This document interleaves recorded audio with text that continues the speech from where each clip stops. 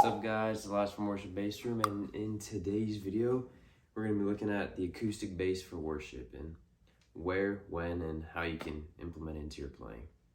So first of all, what this video is not going to cover, I'm going to save this for another video in the future, but we're just going to be talking about the acoustic bass in general, not specifically this new bass that I have. If this video gets enough likes and stuff, and enough people want to see more acoustic bass content, then I'll put out another video specifically on why I like this bass. So the where, when, and how you can implement it. So starting with the where,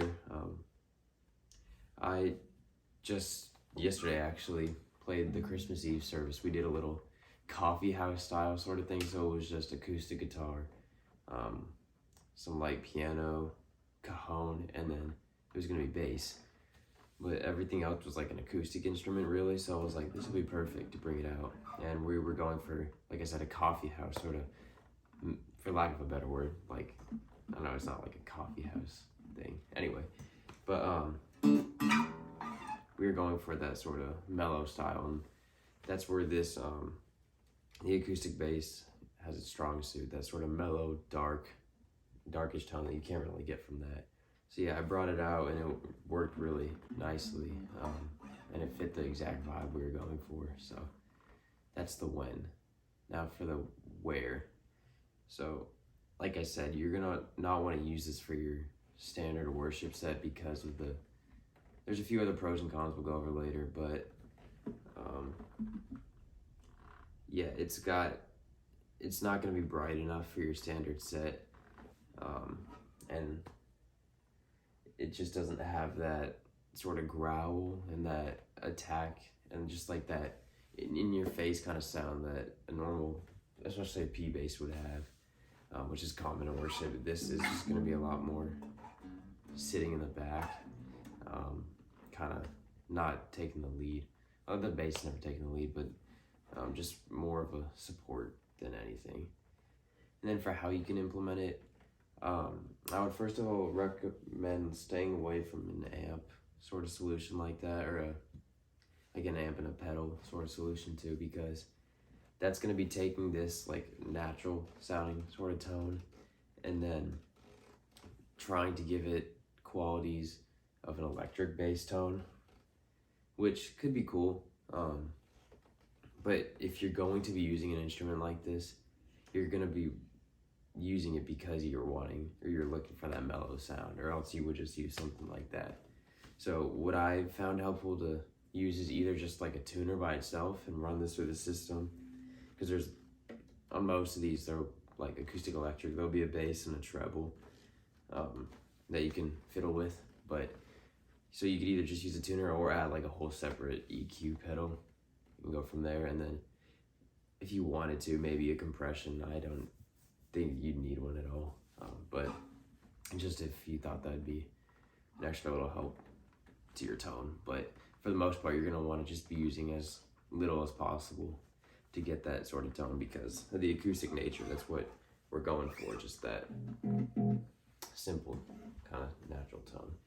So yeah, that's pretty much the where, when, and how of you can use one of these in worship. So lastly, just some pros and cons of a solution like this. Pros: one, it's very unique. It's got a tone that you can't get from any other bass. Two, it's just fun. And then three, it's very convenient to practice with and just mess around with, because you're not having to get your whole amp, head, cab, pedals, cables, powers, stuff. You just get to pick it up and start jamming. So that's one really nice part about it. But I guess that takes us into the cons and all the inconveniences. So with something like this, by itself, yes, you can hear it, but with a full band, no, you're not going to be able to hear it unplugged and acoustically. You're going to for sure need some sort of speaker. Even just with playing with an acoustic guitar, it barely keeps up.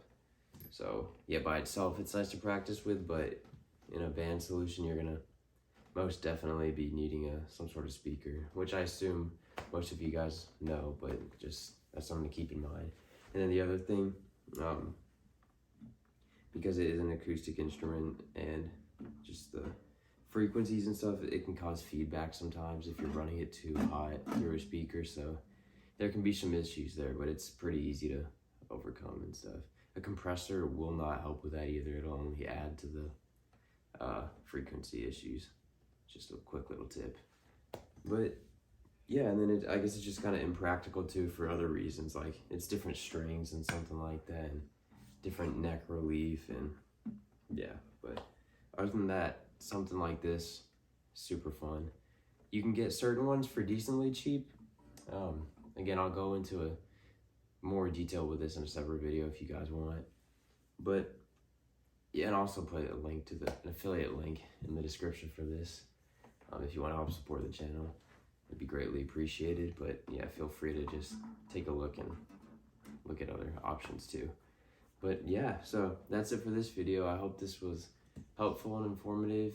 Be sure to subscribe down below and hit that like button and all that other YouTube jazz.